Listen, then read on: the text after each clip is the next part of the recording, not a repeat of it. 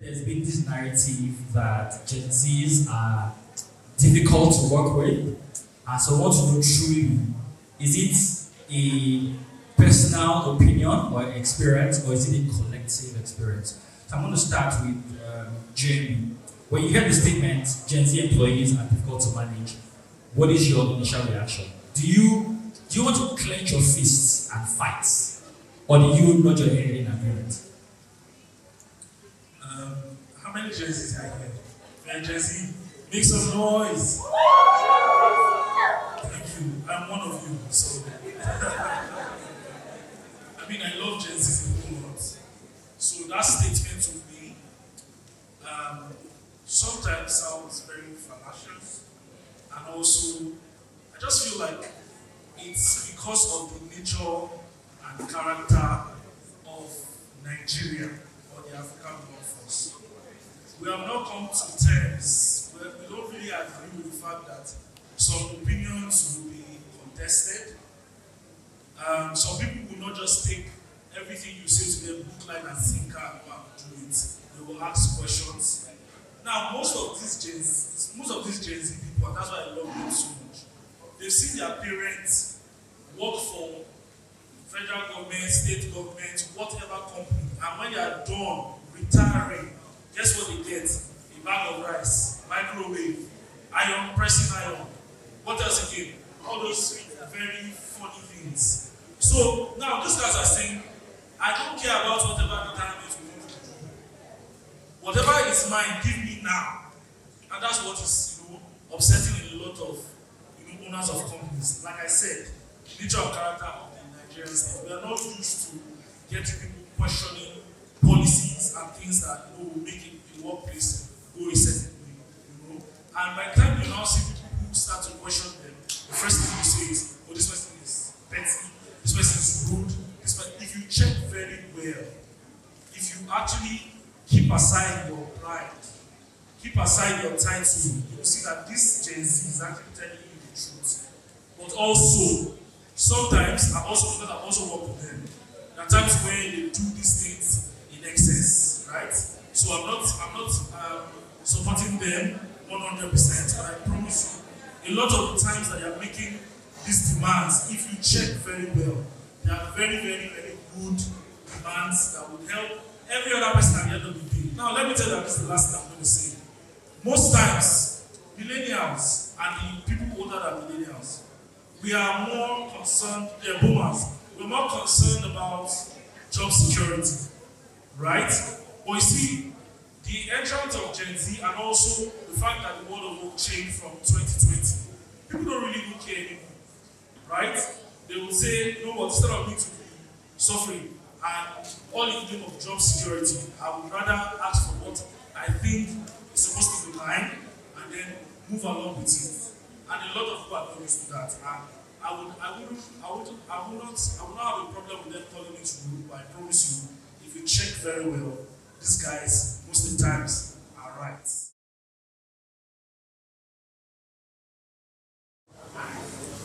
Okay, I think leaders should definitely listen, but as you know, most leaders now are not millennials. A lot of them are, not Gen Z, a lot of them are Millennials and boomers and all that. And so, I was having a conversation yesterday with someone who works, she's a boomer, and she said, if I start an organization, it's definitely not going to be hybrid or remote, like people are not productive, And my sister was arguing that I'm productive, but why are you punishing me for that? But that generation believes that you have to be in the office, you need to clock in, you need to clock out.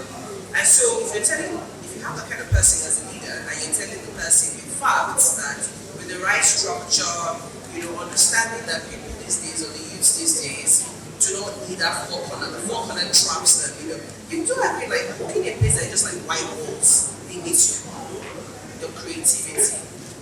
They'll say, why do you think that leaders should listen?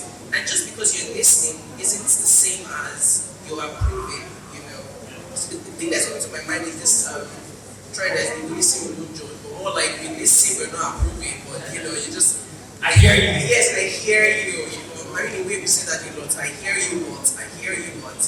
But I think leaders need to, and even Gen Z leaders, because the truth is, once you become a leader, sometimes you can fall into that trap of you don't know what I'm going through, I see what you're seeing, I know what I'm doing, I have this plan, I have this vision, so you need to buy into it, and then you also are afraid not to listen so that it doesn't look like you don't have a spine. But nonetheless, you should still listen, or have like a trusted circle where you can go back to say, oh, what do you think? But I don't think that Gen Z are entitled. They can be perceived as entitled because they are very confident.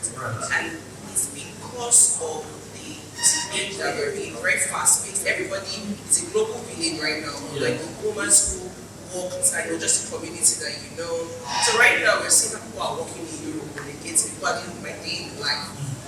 You're not limited by anything. Like you said, you're going to work in the office. So is somebody now going to maybe a job interview and they're telling you 5 days a week at the office, 9 to 5? You're just like, I would much rather wait. So they are fine with waiting, and it's a good thing. Is it? So, sometimes you can make a mistake in terms of desperation and jump into something, but they're not as, how do I put it? Maybe, especially in the context of Nigeria, it's like, last, So, they've removed a lot of pressures that the older generation had. A lot of them are not rushing to get married or have kids or, so those things for desperation.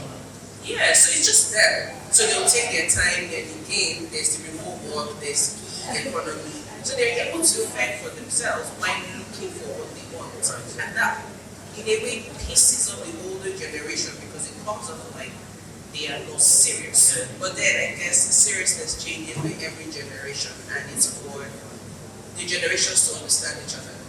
Gen Z understand the millennials understand Gen Z, understand the boomers, and understand that the circumstances that we met, is changing, so it's evolved. And so what the Gen Z is trying to deal with now is different from what a millennial is. A millennial, when you got into a job, you do yourself into it. Millennials are going to have burnouts, because we entered the job force and it was do, yes sir. Where the millennials are like the yes sir generation because that was what we were trained to do. Gen Zs are not. They're not going to. If a Gen Z calls you sir, you earned it. Millennials just say sir because you're by default. Yes, and so the Gen Zs look at millennials like you don't have this spine, you're a pushover, and then millennials are looking at Gen Zs like you don't know this is how it is. You're not sucking up to anybody. It just is one. I guess we just have to maybe accept that it's just generational differences. But in the workforce, even in as much as we're changing, there should still be some, take the good from the previous generation, like you said, the structure and all that millennials have that. And then also the flexibility of Gen Z so that we tap into the creativity of the human mind. Because there's a limit to how much you can do so many, like 2 work at a time, Because really, the traditional work is you have an hour break. How many people count 4 hours at a stretch, right? It's not all this. If you're sleeping, I remember years ago, I was taking a nap because I always take a nap at work.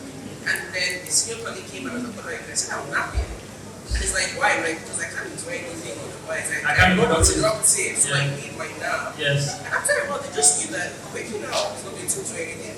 Without fail, I will take an hour nap on my seat and then continue working. But there's some organizations that I would have visited HR multiple times, and they'll tell me that my job is on the mind because I am taking it nap. So at the end of the day, I guess we should look at productivity and then the health of the organization.